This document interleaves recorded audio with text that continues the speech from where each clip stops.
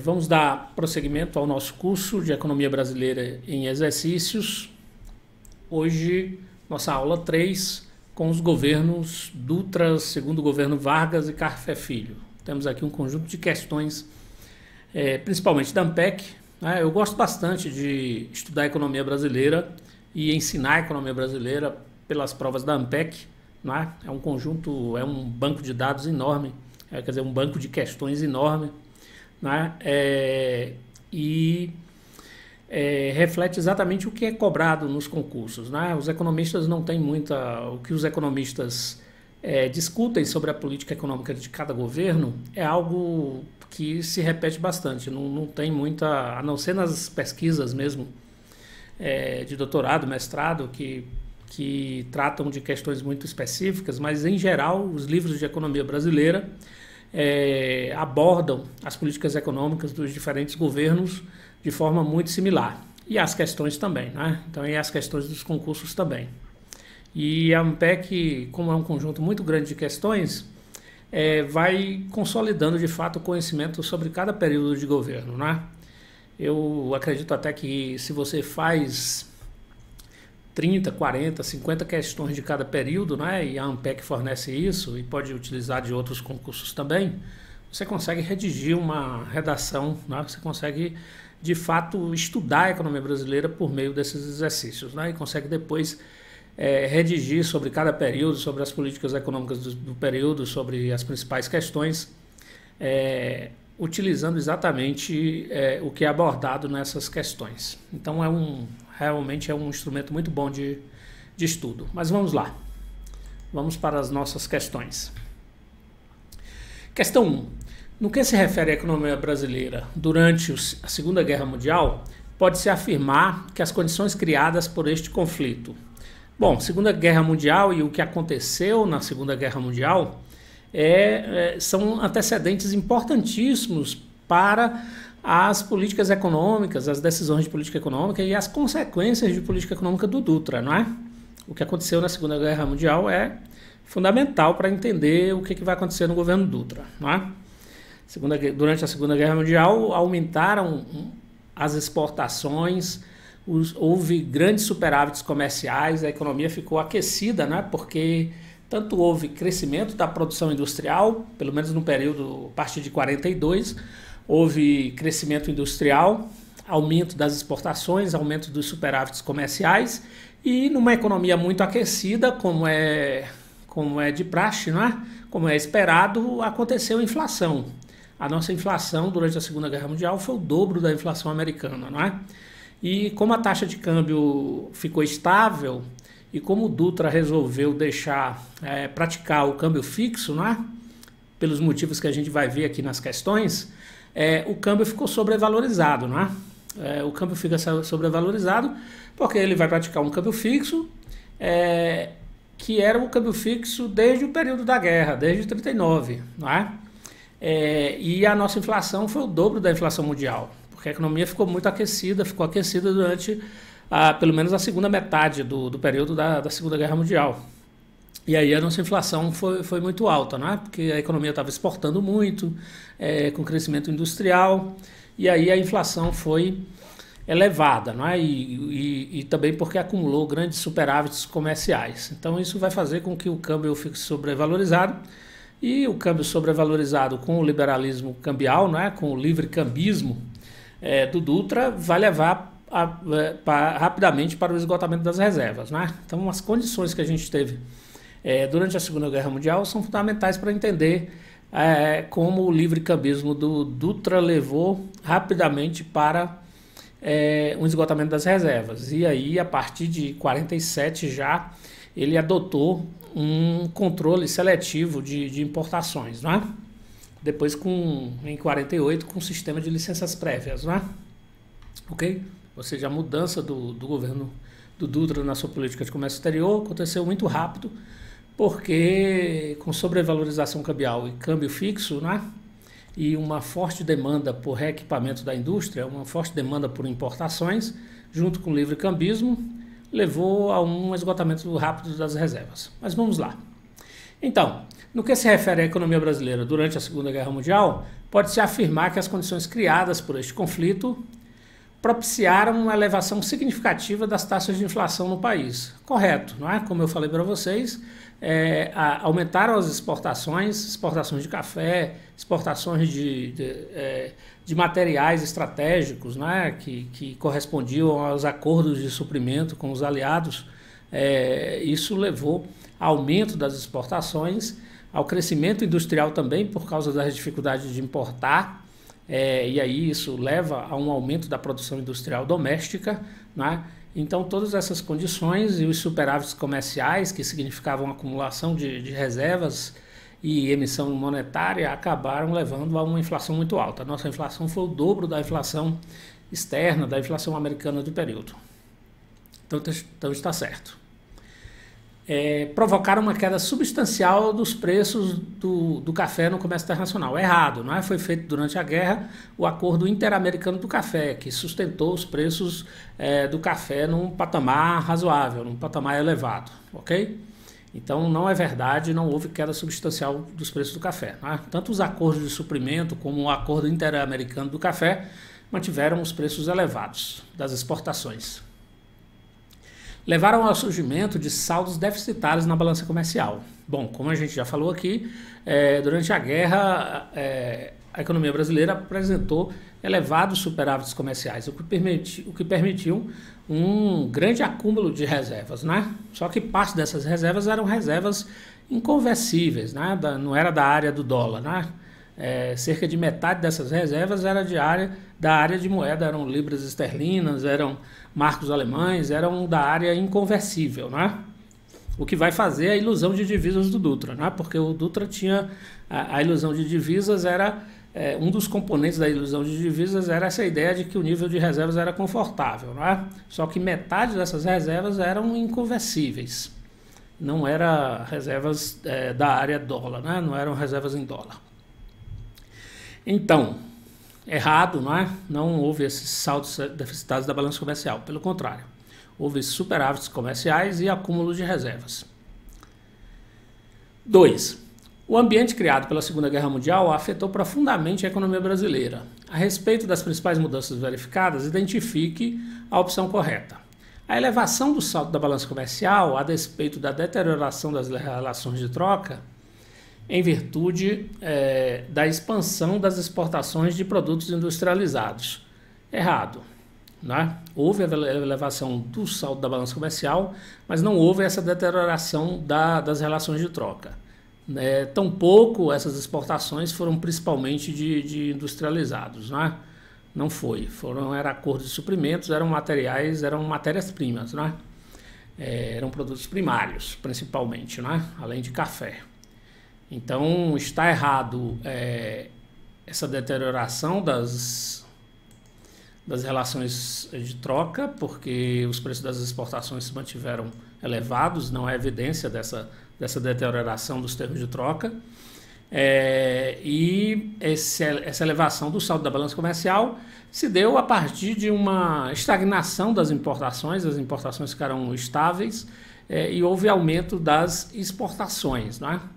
Então não houve essa expansão, né, como pelo menos principal de exportação de produtos industrializados. Errado. O aumento da arrecadação do imposto de importação por conta da reforma tributária então implementada que introduziu a cobrança ad valorem. Errado, né? Não houve, né? Só em 1957 é que vai, a partir de uma reforma cambial e tarifária no governo do JK, é que vai ser estabelecido um imposto de importação ad valorem. O item está errado.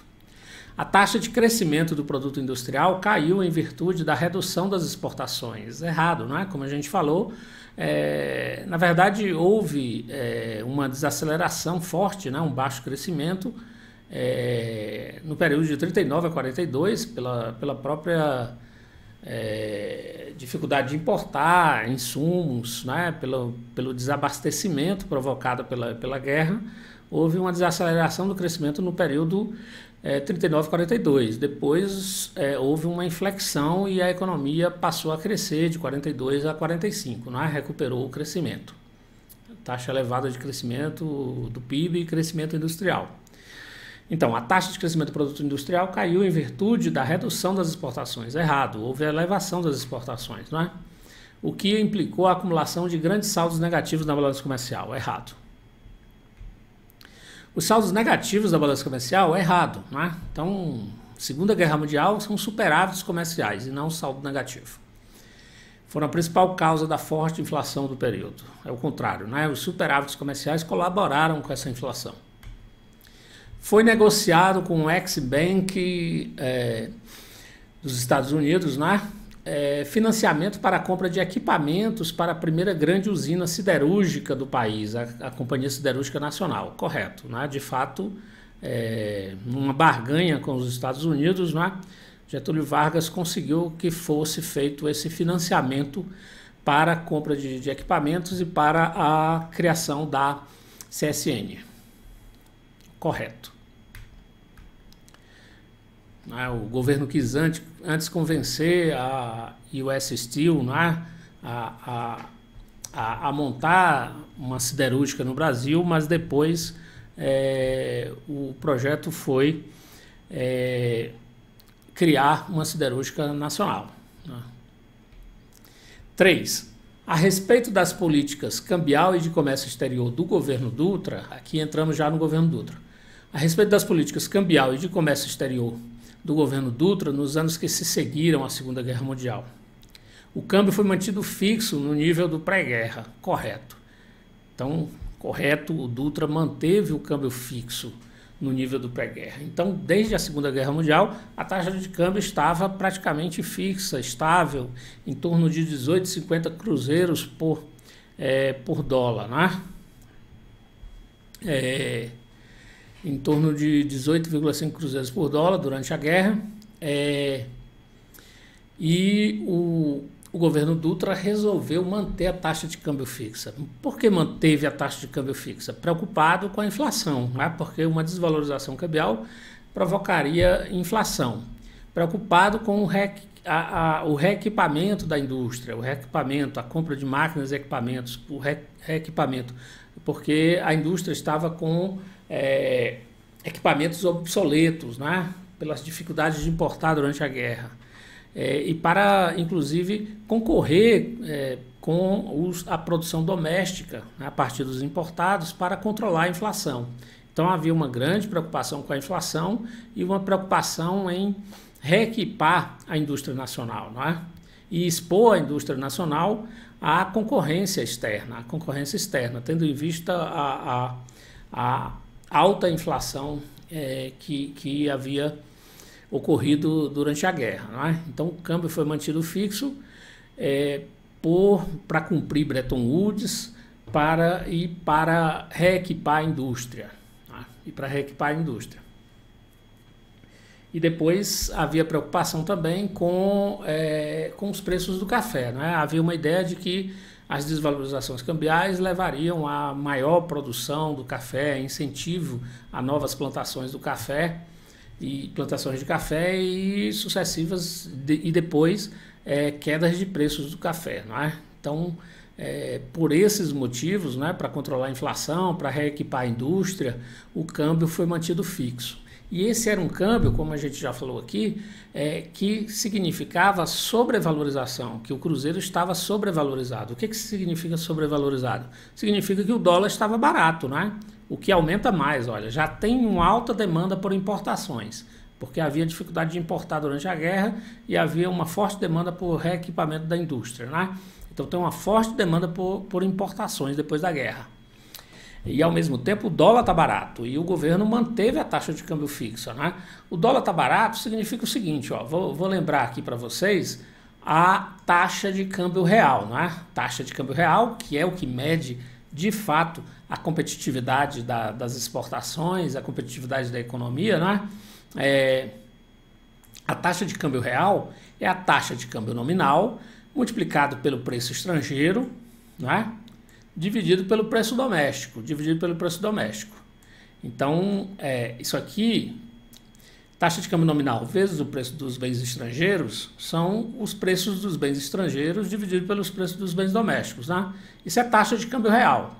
é a taxa, desculpa, é o preço dos bens estrangeiros, é a razão entre o preço dos bens estrangeiros, que é o numerador, e o preço dos bens domésticos, né? Então, o que é que acontece? A taxa de câmbio ficou fixa, né? A taxa de câmbio ficou fixa. A inflação durante a guerra foi em torno de 100%. Então, a gente teve uma inflação durante a guerra de 100%. O dobro da inflação americana. O dobro da inflação americana. Então, vamos colocar aqui uma inflação de 50%. Ok? Uma inflação de 50%.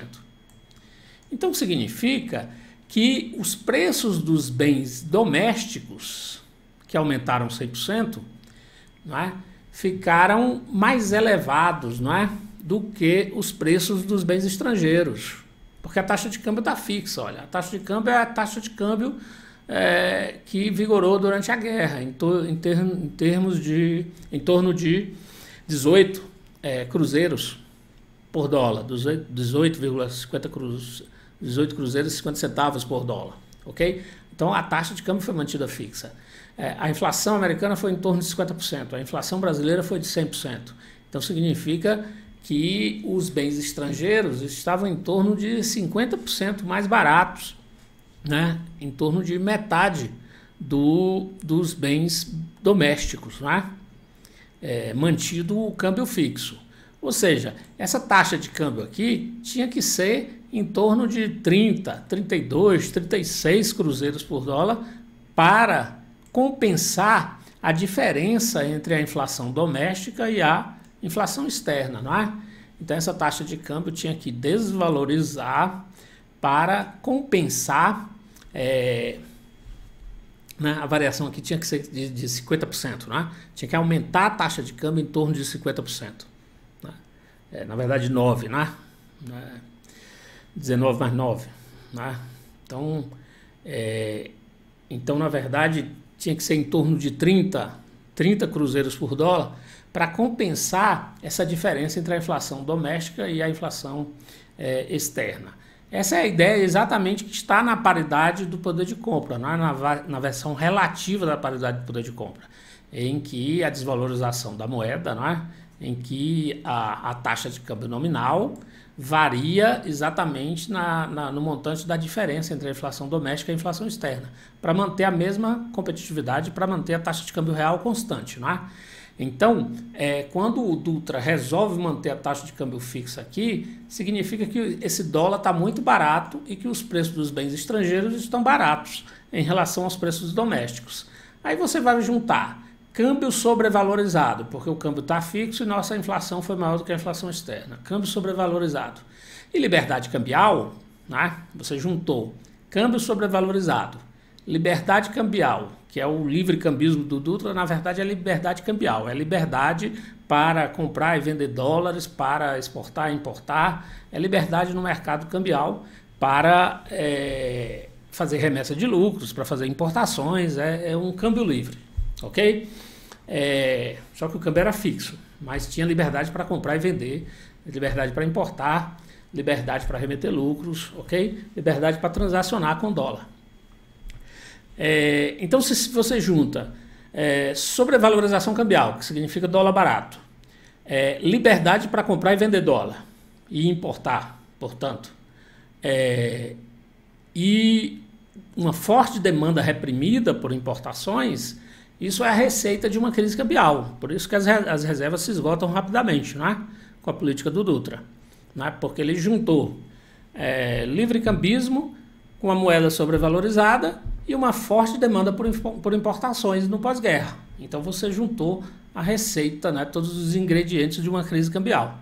Então as reservas se esgotam rapidamente. Não é? E a partir de 47 ele tem que aplicar um controle seletivo de importações. E a partir de 48 se estabelece um sistema de licenças prévias, né, com controle quantitativo de importações, né, por meio de licenças prévias, privilegiando as importações de máquinas, equipamentos e insumos industriais em detrimento das importações de bens de consumo, o que acaba estimulando a industrialização por substituição de importações. Ou seja, mesmo numa perspectiva, sendo uma perspectiva de um governo liberal, ele teve que adotar uma política protecionista e de apoio, de promoção à substituição de importações a partir do esgotamento das reservas que ocorreu logo no início do governo, não é? Ok? Então, o câmbio foi mantido fixo no nível do pré-guerra, correto.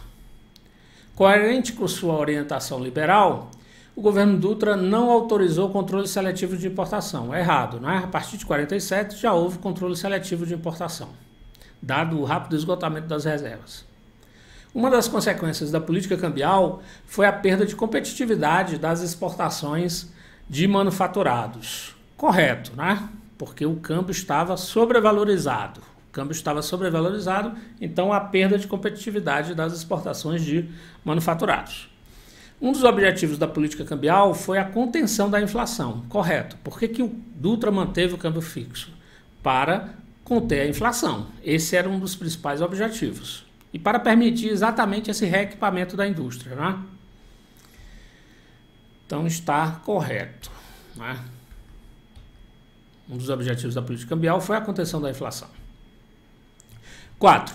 Entre 1947 e 1953, estabeleceu-se um sistema de licenciamento de importações, né? Porque vai ser exatamente em 1953, com a Instrução 70 da SUMOC, no governo Vargas, né? No segundo governo Vargas, que vai ser eliminado esse controle quantitativo, o controle seletivo de importações do Dutra, né? Então ele vai vigorar esse controle seletivo de importações de 1947 a 1953. Estabeleceu-se um sistema de licenciamento de importações. A respeito de tal sistema, são corretas as afirmativas. A taxa de câmbio, a despeito de manter-se fixa no período, revelou-se adequada às condições de equilíbrio do balanço de pagamentos. Errado, não é? Essa taxa de câmbio não estava adequada, ela foi mantida fixa, mas ela não era adequada às condições de equilíbrio do balanço de pagamentos. Por isso que precisa do controle seletivo de importações, porque aquela taxa de câmbio não era adequada, né? Se fosse permitido o câmbio flutuar para fazer o equilíbrio do balanço de pagamentos, a taxa de câmbio desvalorizaria, como a gente viu, para 30, 32, 35 cruzeiros por dólar, não é? Para exatamente refletir a diferença entre a inflação doméstica durante esse longo período, desde a Segunda Guerra, o início da Segunda Guerra, até o governo Dutra, né? A diferença entre a nossa inflação nesse período e a inflação externa, ok? Então está errado. A carteira de exportação e importação do Banco do Brasil priorizou a importação de bens de consumo, em vista da importância assumida pelo controle inflacionário no governo Dutra. Errado, não é? Está falando exatamente do controle seletivo de importações, não é? E do controle quantitativo de importações por meio de licenças prévias que o Dutra fez, não é? Privilegiou as importações de máquinas, equipamentos e insumos industriais em detrimento das importações de bens de consumo, que concorriam com a produção doméstica. Por isso, essa política do Dutra, ela estimulou a industrialização por substituição de importações, não é? Porque teve um efeito de subsidiar a indústria. Por que subsidiar a indústria? Porque, como o controle seletivo de importações, as licenças prévias, priorizava as importações de máquinas, equipamentos e insumos industriais, há uma taxa de câmbio de 18, que significava um dólar barato, não é? Que na verdade poderia ser 30, então estava subsidiando a indústria para comprar máquinas e equipamentos. Então tinha um efeito subsídio, esse controle seletivo de importações, por meio de licenças prévias, tinha um efeito subsídio. E tinha um efeito protecionista, porque como essa política restringia as importações, as licenças prévias para as importações de bens de consumo que concorriam com a produção doméstica, estava protegendo a indústria da concorrência externa. Então tinha um efeito subsídio e um efeito proteção. E tinha, por fim, um efeito rentabilidade, ou seja, aumentava a rentabilidade da produção da indústria doméstica, não é? Que é a soma desses dois efeitos, do efeito subsídio e do efeito proteção. Então, se a indústria está sendo subsidiada para comprar máquinas e equipamentos e está sendo protegida da concorrência externa, ela está tendo seus lucros aumentados, não é? Por meio dessas políticas. Então, essa política do Dutra teve efeito subsídio, efeito proteção e efeito rentabilidade. para a indústria, estimulando, portanto, a substituição de importações. Então está errado, não é? Não priorizou a importação de bens de consumo. Esse sistema de licenças prévias do Dutra priorizava as importações de máquinas, equipamentos e insumos industriais, em detrimento das importações de consumo que concorriam com a produção doméstica. A elevação do preço do café no mercado internacional contribuiu para a sustentação da política de taxa de câmbio fixa naquele período, correto. Então, o preço do café contribuiu, né? De fato, a manutenção dessa taxa de câmbio mesmo, né, que sobrevalorizada para financiar toda a industrialização por substituição de importações, né, ela foi, de alguma forma, teve a colaboração dos preços elevados do café. Então, o preço do café nesse período, desde a guerra, pode-se dizer que o preço do café foi sustentado num nível elevado, né? A gente vai ter uma queda dos preços do café lá em 1954, né? Ali quando se agrava a crise política do governo Getúlio Vargas, né? Que ali tem queda dos preços do café em 54. Mas durante o período do governo Dutra e o início e boa parte do período do segundo governo Vargas, os preços do café se mantiveram elevados. Então, o café sustentou, né? O café gerava os dólares, né? Principalmente o café gerava os dólares das exportações por meio desses preços elevados e permitiu essa política que subsidiou e protegeu a indústria e estimulou o processo de substituição de importações. A rigidez com que a carteira de exportação e importação do Banco do Brasil, né, tratou o licenciamento de importações permaneceu inalterada, mesmo durante a Guerra da Coreia, período em que o governo Vargas afrouxou as políticas monetária e fiscal. Está errado, né?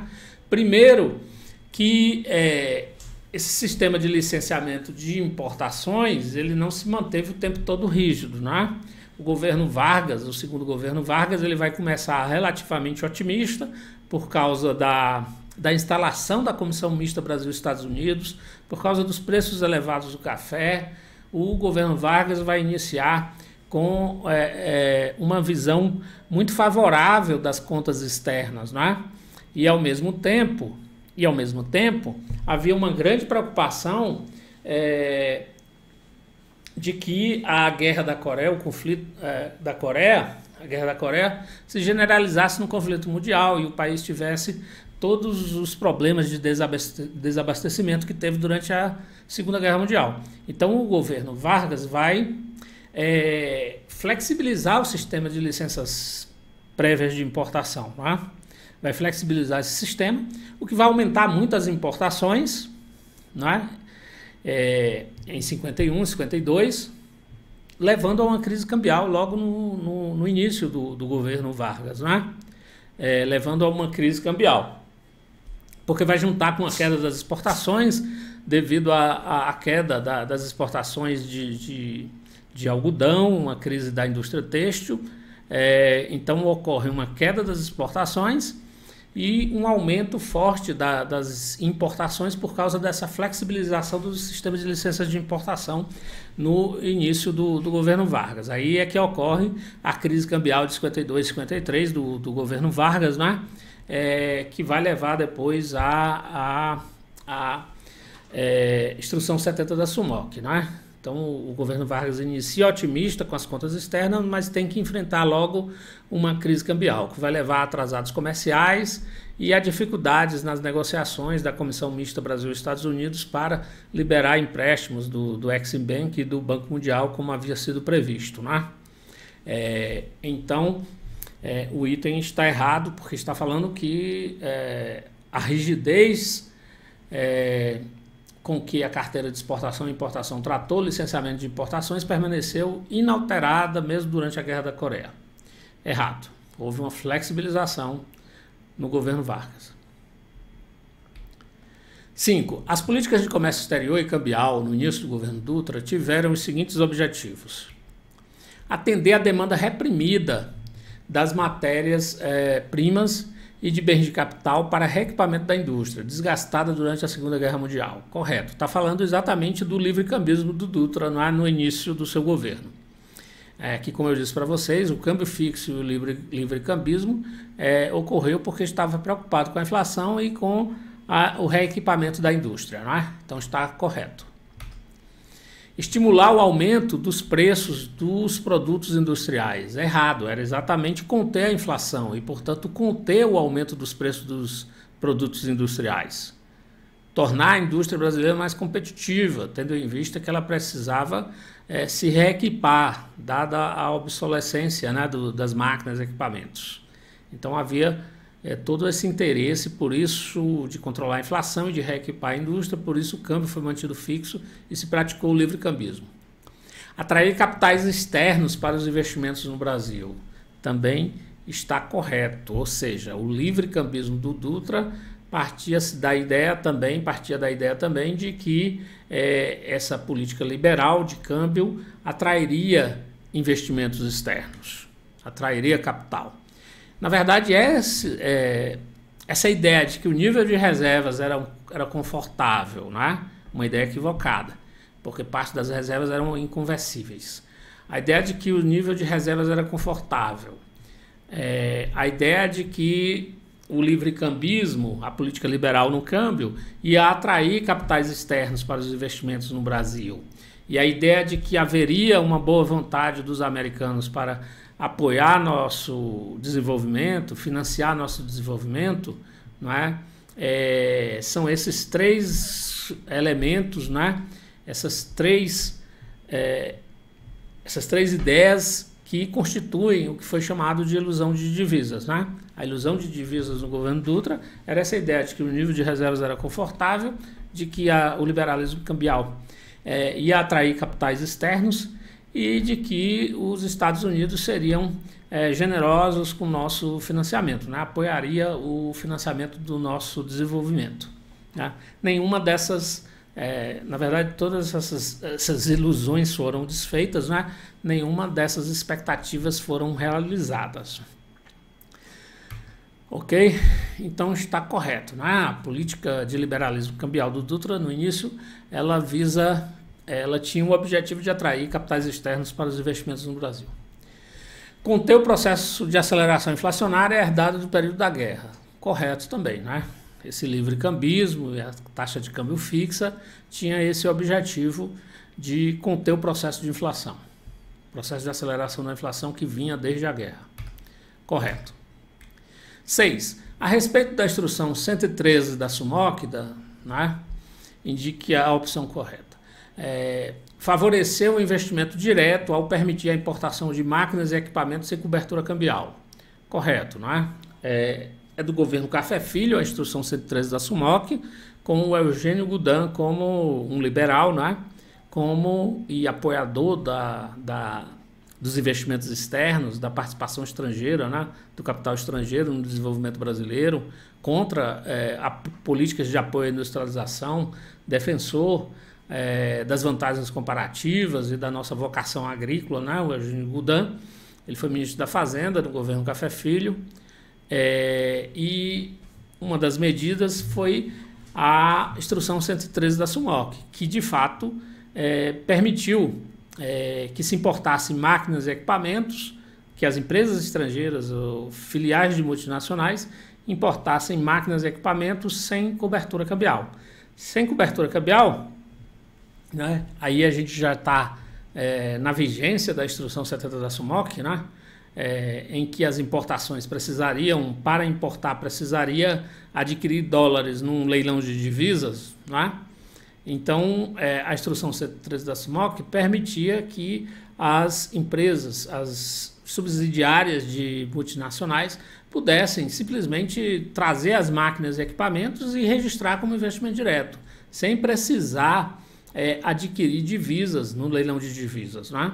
Sem precisar participar do leilão de divisas para fazer as importações. É isso que significa sem cobertura cambial. Significa que não precisava de dólares. bastava importar, né? Bastava internalizar as máquinas e equipamentos e registrar como investimento direto, ok? Então, a instrução 113 da SUMOC permitia a importação de máquinas e equipamentos sem cobertura cambial por empresas subsidiárias de multinacionais. Então, está correto. Foi proposta pelo governo JK, tendo sido fundamental para o plano de metas. Foi, de fato, fundamental para o plano de metas, mas não foi no governo JK. Foi no governo Café Filho, com o ministro Eugênio Goudin, na Fazenda. Inaugurou a política de leilões de reservas cambiais, sendo segundo 5 categorias de importação, definidas pelo grau de essencialidade. Errado, não é? Então, a instrução 113 da SUMOC é esse primeiro item, né? Permitiu investimento direto, importação de máquinas e equipamentos sem cobertura cambial, né? Não tem nada a ver com leilões de reservas cambiais. Leilões de reservas cambiais é a instrução 70 da SUMOC. Errado. Instituiu o sistema de licenças prévias de importação. Também não. Errado. Licenças prévias de importação é o sistema estabelecido no Dutra e que permaneceu até 1953. Foi uma medida adotada durante o segundo governo Vargas, também está errado, né? Que favoreceu o avanço da industrialização na segunda metade da década de 50. Errado. 7. A instrução 70 da SUMOC, de 9 de outubro de 1953, introduziu importantes mudanças no sistema cambial brasileiro. Esta instrução instituiu as seguintes medidas. Restabeleceu o monopólio cambial do Banco do Brasil. Correto. Então, de fato, a instrução 70 da SUMOC restabeleceu o monopólio cambial do Banco do Brasil. Já tinha ocorrido o monopólio cambial do Banco do Brasil em 1937, em 1931, né? Já havia sido estabelecido o monopólio cambial do Banco do Brasil. Em momentos de grande escassez de divisa, de estrangulamento externo, já havia sido tomada essa medida de monopólio cambial do Banco do Brasil. Então, a instrução 70 da SUMOC restabeleceu o monopólio cambial do Banco do Brasil. Correto. Introduziu o controle quantitativo de importações. Errado. Na verdade, eliminou o controle quantitativo de importações do Dutra, né? Que tinha sido estabelecido pelo Dutra. Errado. Instituiu um regime de leilões de câmbio. Correto. Então, o que a instrução 70 da SUMOC vai fazer? Restabelecer o monopólio cambial do Banco do Brasil e estabelecer um sistema de taxas de câmbio múltiplas com leilão de divisas, né? A partir de agora, as exportações recebem, a partir da instrução 70 da SUMOC, de outubro de 1953, as exportações recebem a taxa oficial mais uma bonificação, ou seja, permanece aquela taxa fixa oficial de 18,50, 18 cruzeiros e 50 por dólar.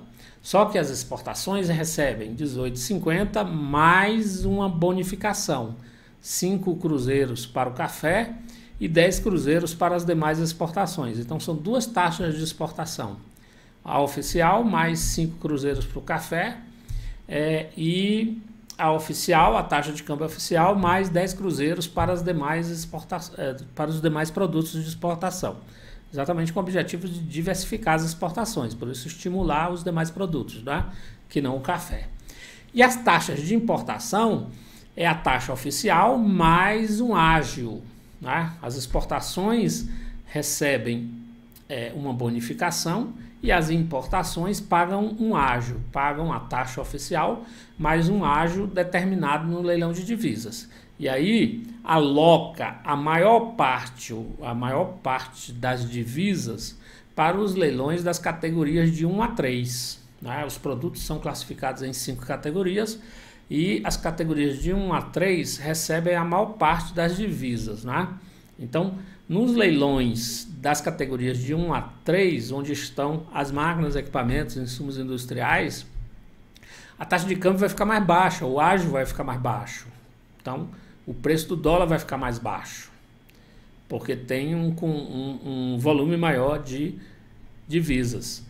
Nas importações dos bens de consumo que estão nas categorias 4 e 5, se aloca um menor volume de divisas. E aí as taxas, os ágios ficam mais elevados, não é?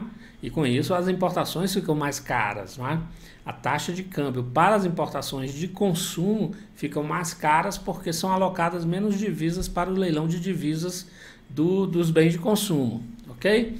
Ou seja, a Instrução 70 da SUMOC, com seu regime de taxas múltiplas de câmbio e leilão de divisas, continua priorizando, estimulando a industrialização por substituição de importações, porque continua aqueles três efeitos, de efeito subsídio, efeito proteção e efeito rentabilidade para a indústria, né? Porque continua privilegiando, com a sua política cambial, que agora é taxas múltiplas de câmbio e leilão de divisas, continua privilegiando as importações de máquinas, insumos, máquinas, equipamentos e insumos industriais, que estão nas três primeiras categorias de importação, em detrimento das importações de bens de consumo, né, que estão nas outras categorias de importação. Ok? A taxa de câmbio chegava a 78 cruzeiros por dólar nesse segmento de bens de consumo supérfluos, ok? No leilão de divisas. E aí, então, o governo arrecada ágio no leilão de divisas para importação e paga bonificação para as divisas dos exportadores, né? Para as divisas dos exportadores. Como o ágio é maior do que as bonificações, o governo ainda arrecadava, né? Ainda arrecadava e o que melhorava as contas fiscais, ok? Então, instituiu, a Instrução 70 da SUMOC instituiu o regime de leilões de câmbio, correto. Criou uma expressiva fonte de recursos para o Estado, por meio do saldo de ágios e bonificações, correto, né? Correto, porque os ágios, como eu falei aqui, os ágios determinados no leilão de divisas para importação eram maiores do que as bonificações que se pagavam às exportações. Então, com isso, o governo arrecadava, né? Arrecadava com o câmbio, com essa administração do câmbio por meio de taxas múltiplas de câmbio e leilão de divisas, correto. Provocou deliberadamente uma desvalorização real da taxa média de câmbio praticada na economia brasileira. Correto. Então, ainda existia uma taxa de câmbio fixa oficial, 18,50, só que agora tinha bonificações e ágios, né? Então, na prática, era uma desvalorização. Então, a Instrução 70 da SUMOC, ela desvalorizou o câmbio, né? Ela desvalorizou a moeda. O que provocou a inflação e agravou ainda mais a crise política do governo Getúlio Vargas. Junto com queda de preço de café, agravou a crise política do governo. Então está correto, né? Na prática, a Instrução 70 da SUMOC foi uma desvalorização cambial. 8. O segundo governo Vargas, 51-54, adotou uma série de medidas que acabaram favorecendo o avanço da industrialização na segunda metade dos anos 50. Incluem-se entre essas a mudança do sistema cambial com a instituição de um regime de taxas múltiplas de câmbio e leilão de divisas. Correto, não é? Exatamente a Instrução 70 da SUMOC, que estabeleceu um regime de taxas múltiplas de câmbio e leilão de divisas e, com isso, favoreceu o avanço da industrialização. A criação do Grupo Misto CEPAL-BNDE, cujos estudos serviram de base para a elaboração do plano de metas. Correto. O Grupo Misto CEPAL-BNDE, o BNDE foi criado em 1952, não é? A Comissão Mista Brasil-Estados Unidos foi criada, foi instalada, não é? Ela foi criada no final do governo Dutra ainda, em dezembro de 1950. E começou a funcionar em 51, não é? A Comissão Mista Brasil-Estados Unidos. E depois, com Eisenhower, né, ela foi extinta em 1953, a Comissão Mista Brasil-Estados Unidos. E aí o governo criou esse Grupo Misto CEPAL-BNDE, que, junto com os estudos da Comissão Mista Brasil-Estados Unidos, serviram de base para o plano de metas. Ok? Então está correto. A criação do Grupo Misto CEPAL-BNDE, cujos estudos serviram de base para a elaboração do plano de metas. Correto. A construção da primeira grande usina siderúrgica do país, a Companhia Siderúrgica Nacional, pré-requisito para a instalação da indústria automotiva. Errado, não é? Porque isso aqui não foi do segundo governo Vargas. Isso é do período da Segunda Guerra Mundial. A Companhia Siderúrgica Nacional. É de 41, né? Que é criada a Companhia Siderúrgica Nacional. A criação do Banco Nacional de Desenvolvimento Econômico. Correto. 1952. Ok? A criação da Petrobras. Correto. Também é desse período. Do segundo governo Vargas. 9. Na segunda metade da década de 50, ocorreram importantes transformações na estrutura produtiva do país. Os seguintes fatores contribuíram para as transformações no período em causa. As facilidades, aqui está se referindo ao período JK, não é? Essa questão aqui está incluída nessa lista, mas é do período JK. Na segunda metade da década de 50, ocorreram importantes transformações na estrutura produtiva do país. Os seguintes fatores contribuíram para as transformações no período em causa. As facilidades concedidas ao capital estrangeiro de risco de empréstimo pela Instrução 113 da SUMOC. Correto. Então, a Instrução 113 da SUMOC, que permitia a importação de máquinas e equipamentos sem cobertura cambial, foi um fator importantíssimo para a entrada de investimento direto durante o plano de metas, né? Então, é do governo Café Filho, mas foi bastante utilizada e importante para os investimentos externos realizados durante o plano de metas. Correto. A melhora na capacidade de importar provocada pela alta do preço do café no mercado internacional. Errado. É um período o período do JK é um período de queda das exportações, exatamente por causa dos preços baixos do café. Por isso está errado. Tanto que o plano de metas, o governo JK, vai legar, não é? Vai ter como legado desequilíbrios macroeconômicos, né? Há uma grande mudança, uma mudança estrutural no setor produtivo brasileiro, né? Há uma mudança na estrutura produtiva brasileira importantíssima, no sentido de aumentar a produção de bens de consumo duráveis, de bens de capital, né? De energia, investimentos em transportes. Então, sem dúvida, o plano de metas é exitoso no sentido de aprofundar o processo de substituição de importações e diversificar a matriz industrial brasileira, a estrutura produtiva brasileira, o plano de metas. Porém, acabou gerando desequilíbrios macroeconômicos, como déficit público elevado, inflação e aumento da dívida externa, principalmente de curto prazo, piora das contas externas em geral, não é? Tanto que no início dos anos 60 a gente tem uma crise, não é?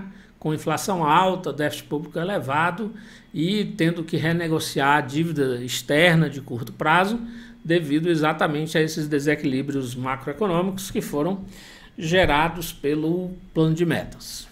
Ok? Então está errado aqui essa alta do preço do café.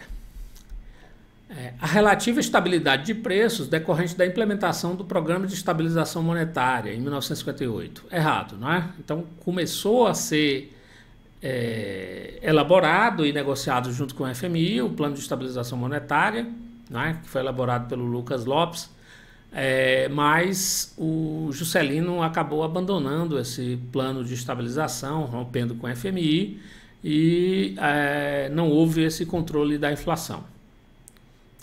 Não houve estabilidade de preços, como a gente acabou de falar. Está errado. A ação estatal compreendendo o planejamento e a coordenação de grandes blocos de investimento e a criação de infraestrutura e de indústrias intermediárias. Correto, não é? Então, o plano de metas foi um ambicioso plano de política industrial e de grandes investimentos em infraestrutura, indústria indústrias de base, indústria de bens de capital, indústrias intermediárias e indústrias de bens de consumo duráveis. Então está correto. 10. O período 47-61 caracterizou-se por um surto de expansão econômica apoiado na estratégia de industrialização por substituição de importações. Essa estratégia, que culminou com o programa de metas do governo JK, consolidou a indústria como setor dinâmico da economia brasileira. A respeito da evolução e características desse processo, industrialização por substituição de importações. Apesar da posição liberal do governo Dutra, o processo de industrialização substitutiva de importação foi estimulado pela política econômica que conjugou uma taxa de câmbio sobrevalorizada, de fato, né, que apoiava a indústria, porque a indústria, com o controle seletivo de importações, a indústria conseguia importar máquinas, equipamentos e insumos industriais com uma taxa de câmbio sobrevalorizada, né, com controle de importações e expansão creditícia, correto, né? Então havia uma taxa de câmbio sobrevalorizada com controle de importação e expansão creditícia durante o governo Dutra, correto. Na verdade, o governo Dutra faz a inflexão na política de comércio exterior liberal para uma política protecionista, né? Com controle seletivo de importação já em 47. E na política monetária e fiscal faz uma inflexão em 1949. Mas o tempo todo houve, por parte do Banco do Brasil, uma política creditícia expansionista, né? Uma política de aumento do crédito para a indústria. Mas a inflexão da política monetária e fiscal é em 1949, no governo Dutra. Políticas de controle do mercado de câmbio, instituídas inicialmente para enfrentar a crise do setor externo em 1947, acabaram se tornando o principal instrumento de promoção de desenvolvimento da indústria. Correto, não é? As políticas de controle do mercado de câmbio, que era o controle seletivo de importações, que foram instituídas para enfrentar a crise de 47, que foi o esgotamento das reservas, acabaram se tornando um instrumento de promoção da indústria, né? Correto. Desde o início, a promoção da industrialização dependeu da lei de tarifas aprovadas no imediato pós-guerra. Foi esta que viabilizou a proteção efetiva da indústria nacional. Errado. Então percebam que até aqui a nossa industrialização substitutiva de importações ocorre a partir de políticas de controle de câmbio de importação e não de política tarifária, né? A gente só vai ter uma política tarifária de fato voltada para a promoção da industrialização, para proteção comercial via tarifas, né, em 1957, dentro da política econômica do JK e dentro dos objetivos do plano de metas, né? Que a gente vai ter de fato uma política tarifária apoiando esse processo de substituição de importações. Mas até aqui, né, desde 31 lá, né, com controle de câmbio de importação, até o período do Dutra e o período do segundo governo Vargas, durante todo esse período, a industrialização por substituição de importações, ela está sendo apoiada a partir de políticas para enfrentar a crise cambial, né? Políticas de controle de importação e de controle de câmbio para enfrentar a crise cambial, que acaba tendo o efeito de estimular a indústria, né? Então o governo acaba tendo que lidar com a escassez de divisas, né? Com a escassez de divisas, e para lidar com a escassez de divisas ele faz políticas de controle de importação e de controle de câmbio, né? Os controles seletivos com licenças prévias no Dutra, e depois a partir de 1953 a instrução 70 da SUMOC, taxas de câmbio múltiplas, taxas múltiplas de câmbio e leilão de divisas. É a partir dessas políticas que a industrialização por substituição de importações é apoiada, não é? É uma política cambial que apoia a industrialização por substituição de importações, ok? Mas é para enfrentar a crise cambial. Não tem uma política tarifária, né, para proteger a indústria.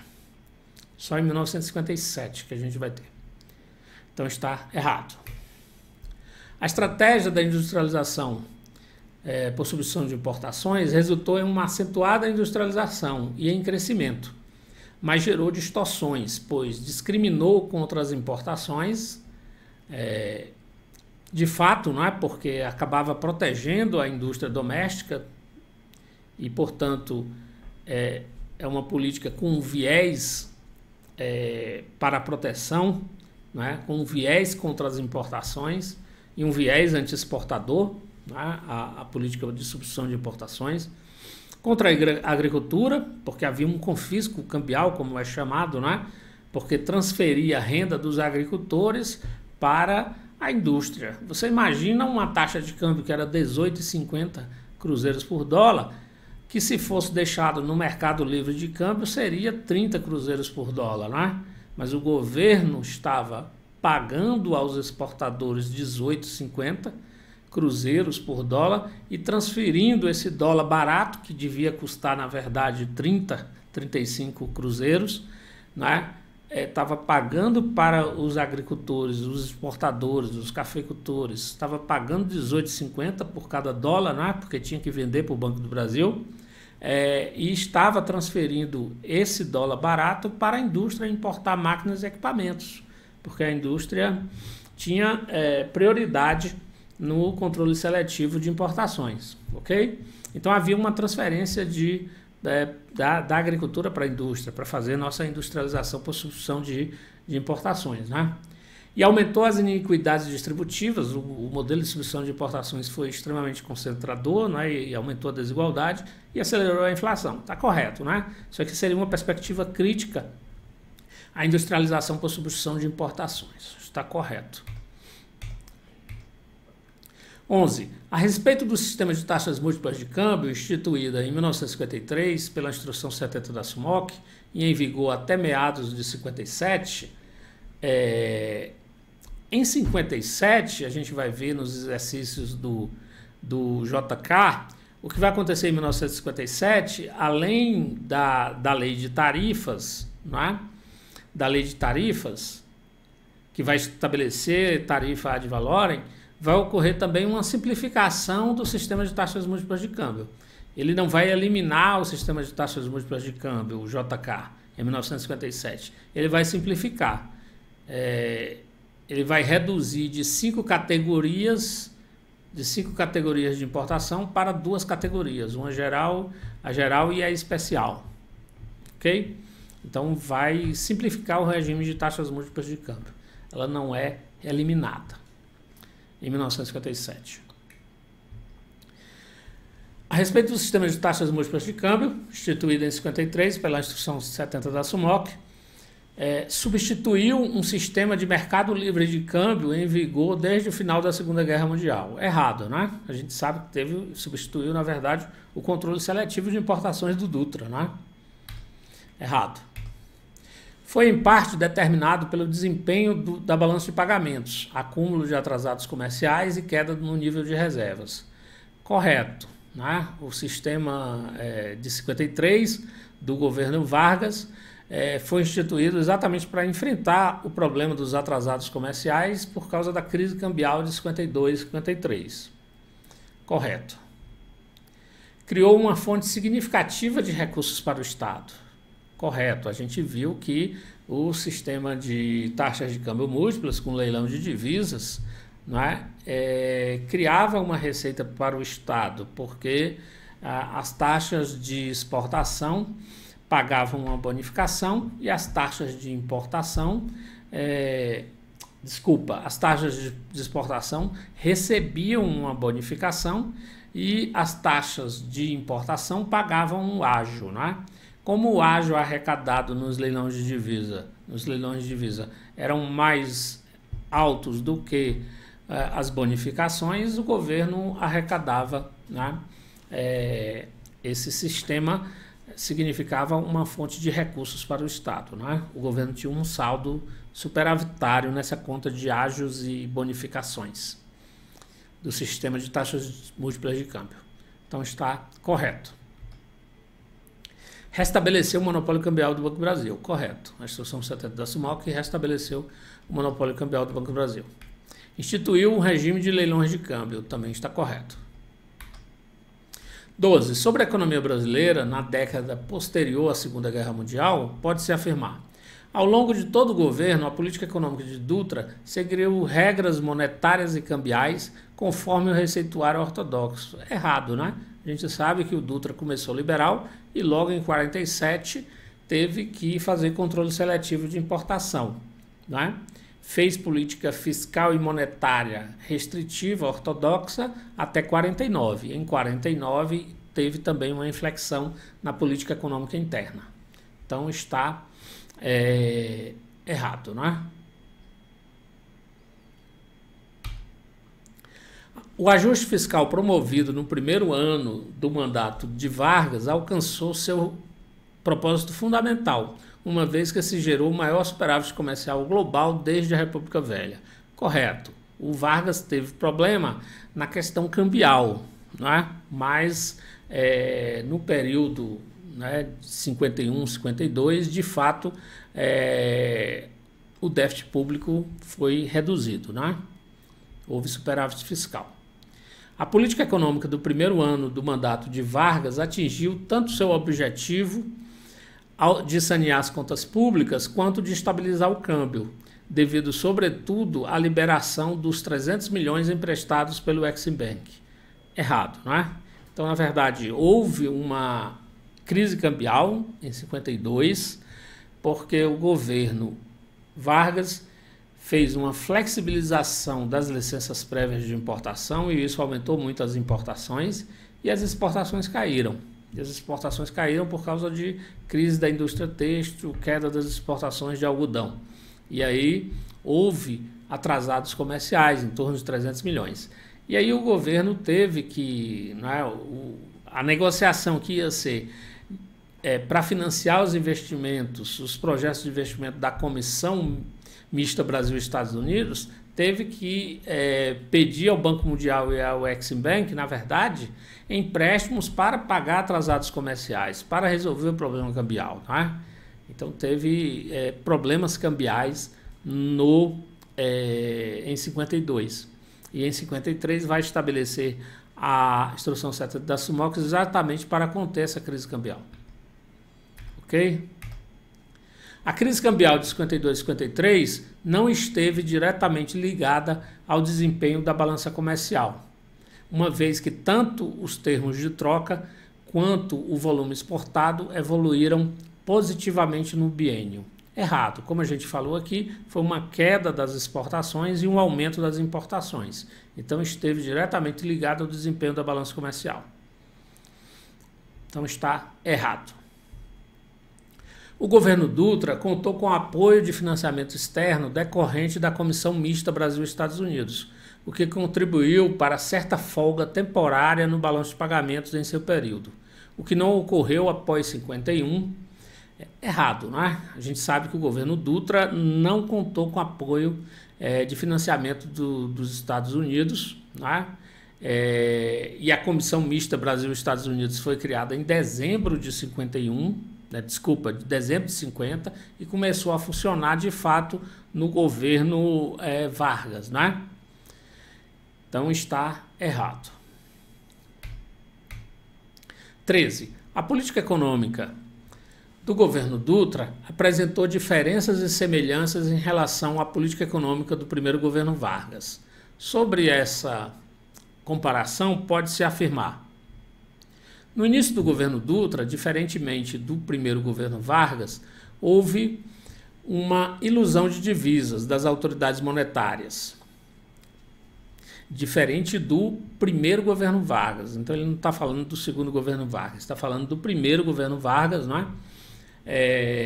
Houve uma ilusão de divisas. O primeiro governo Vargas sofreu, pelo menos no seu início, né, uma forte restrição e escassez de divisas, que foi o período da crise dos anos 30, né? Com o abandono da Caixa de Estabilização, o esgotamento das reservas, grandes restrições, né? Grande estrangulamento externo. Terceiro fã de Lula, desvalorizações do R$1.000, e forte controle de câmbio e de importações, que acabou impulsionando a recuperação industrial e a industrialização. No início do governo Dutra, diferentemente do primeiro governo Vargas, houve uma ilusão de divisas.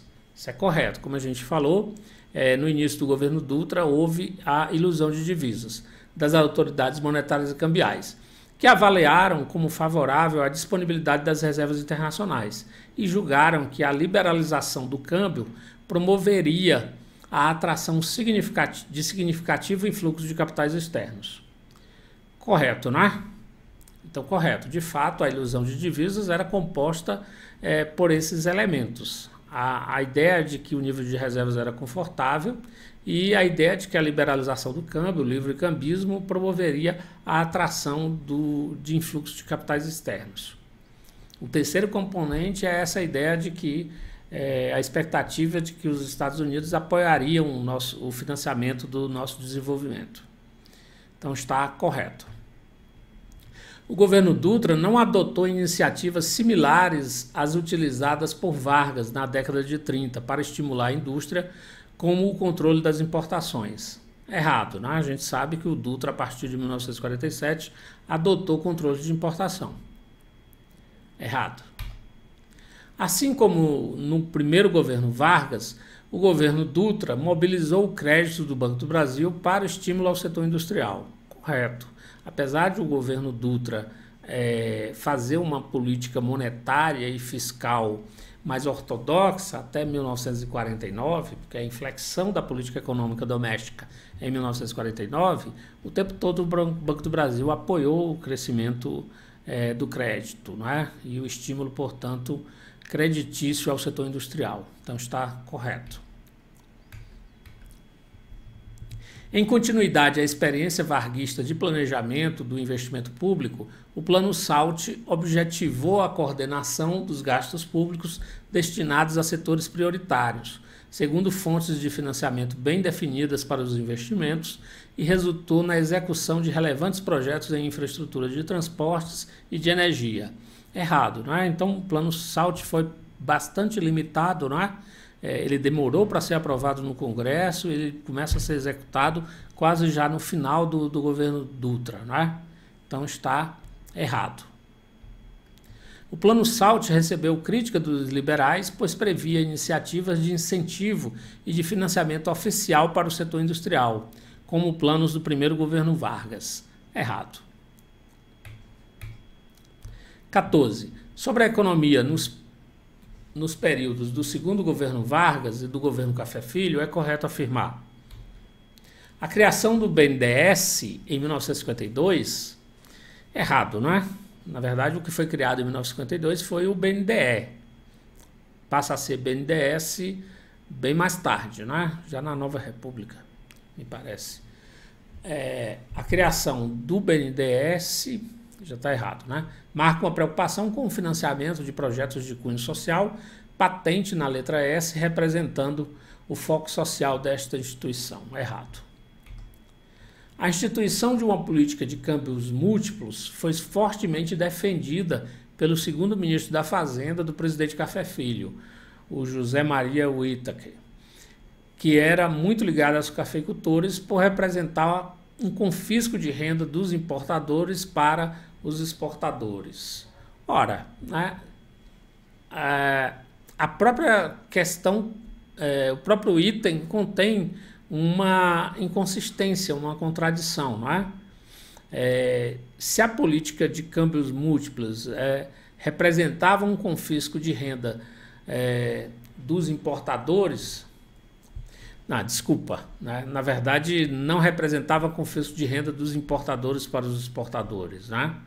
Na verdade representava confisco de renda dos exportadores para os importadores, né? E por isso era rechaçada, né? Era criticada pelo José Maria Whittaker, né? Na verdade, ele chegou a fazer uma proposta de eliminação, de unificação do mercado cambial e eliminação do confisco cambial. Então, ele era crítico a essa política e chegou a elaborar uma política de eliminação dessa política de taxa de câmbio múltipla, porque ela transferia renda dos importadores, dos exportadores para os importadores. Era o contrário. Então, não era defendida e ela representava, na verdade, um confisco dos exportadores para os importadores. Ok? Por isso o item está errado.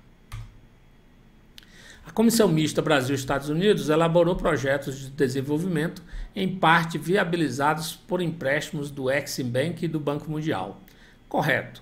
A Comissão Mista Brasil-Estados Unidos ela foi constituída exatamente com esse objetivo, né, de elaborar projetos de investimento passíveis de financiamento pelo Exim Bank e pelo Banco Mundial.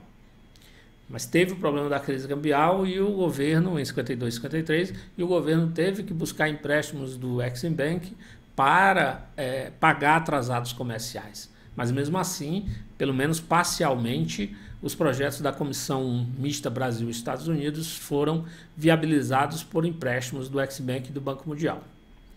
Então está correto. A Instrução 70 da SUMOC, entre outras medidas, extinguiu o controle quantitativo das importações que foram adotadas no governo Dutra. Correto, né? Então, a Instrução 70 da SUMOC restabeleceu o monopólio cambial do Banco do Brasil, extinguiu o controle de importações e estabeleceu um sistema de taxas múltiplas de câmbio com leilão de divisas. Correto. A proposta de elevação de 100% do salário mínimo por parte do Ministério do Trabalho e posteriormente adotada pelo governo Vargas contribuiu para agravar a crise política do período. Correto, né? Causando inflação e piorando a crise política do governo Vargas. Vamos por fim à nossa 15ª questão, né? Vamos fazer essa última questão. Essa lista tem mais algumas questões, mas a gente vai fazer a correção apenas dessa e eu vou colocar o gabarito, né, no nosso site, ok? Já estamos com 1 hora e 15 minutos de correção de exercícios. Aqui os exercícios passam a se repetir mais, não é? Então vamos fazer essa última questão. Questão 15.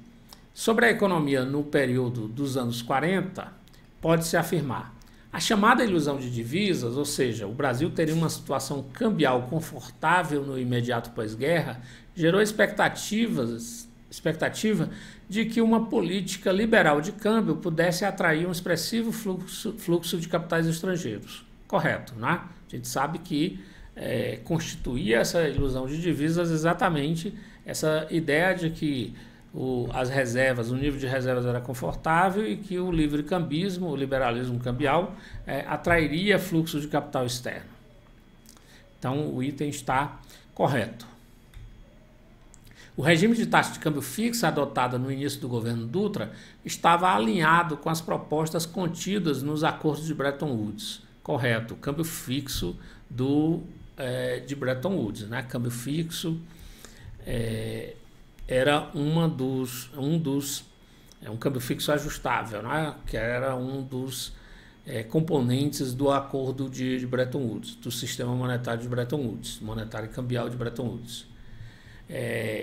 O governo adotou esse regime de câmbio fixo, como a gente viu, né, para cumprir Bretton Woods e para controlar a inflação, e para conter o processo inflacionário. Então o item está correto. O fato de que mais de 40% das exportações brasileiras se dirigiriam para países com limitações de conversibilidade monetária ajuda a explicar a preservação da taxa de câmbio fixa, a despeito da crise de balanço de pagamentos verificada nos últimos anos da década. A despeito da crise de balanço de pagamentos verificada nos últimos anos da década. Então, a crise de balanço de pagamentos aí é do período exatamente 47, né? Do Dutra. Né? Então, por que o Dutra mantém o câmbio fixo? Mantém um câmbio fixo para controlar a inflação, para conter Bretton Woods e também por um pessimismo com relação ao efeito, à elasticidade, né, das exportações em relação ao câmbio, porque a maioria das exportações ou é café, grande parte das exportações é café, e outra parte é de área inconversível. Então, de pouco adiantaria desvalorizar o câmbio, porque no curto prazo as exportações de café não aumentariam, eram inelásticas em relação ao câmbio, né? E poderiam até causar, num período mais longo, queda dos preços do café, porque isso aumentaria as plantações de café, gerando depois queda dos preços de café, e depois grande parte das exportações, 40%, era para países de moedas inconversíveis. Então, isso também fez com que não houvesse incentivo a desvalorizar o câmbio para resolver a crise do balanço de pagamentos. A crise do balanço de pagamentos era uma crise da moeda conversível, era uma escassez de moeda conversível. Então, de nada adiantaria desvalorizar o câmbio, porque parte era inelástica, que era café, e a outra parte era exportações para moeda inconversível, para uma área de moeda inconversível. Então, isso contribuiu a esse desincentivo a desvalorizar o câmbio para resolver a crise do balanço de pagamentos. Ok? E, ao mesmo tempo, queria cumprir Bretton Woods e queria conter a inflação. Ok? Por isso o item está correto. O fato das importações no imediato pós-Segunda Guerra se constituírem em grande medida de produtos supérfluos de consumo durável justifica a adoção de uma política de desvalorização cambial eficiente para resolver os problemas do balanço de pagamentos, sem afetar o fornecimento de bens de capital e insumos essenciais para o funcionamento da indústria. Errado, não é? E por fim, a orientação liberal do governo Dutra teve como consequência a interrupção abrupta de projetos desenvolvimentistas iniciados no governo Vargas. A orientação liberal do governo Dutra teve como consequência a interrupção abrupta dos projetos desenvolvimentistas iniciados no governo Vargas, como, por exemplo, o atraso na constituição da Companhia Hidrelétrica do São Francisco, o que retardou a construção da usina de Paulo Afonso. Errado, não é? Não houve essa interrupção, não é? Essa interrupção da constituição da Companhia Hidrelétrica do São Francisco, a CHESF. Ok? Então, eu vou encerrar por aqui essa aula, não é? Até porque alguns exercícios vão se repetindo, não é? Muito obrigado e até a próxima aula.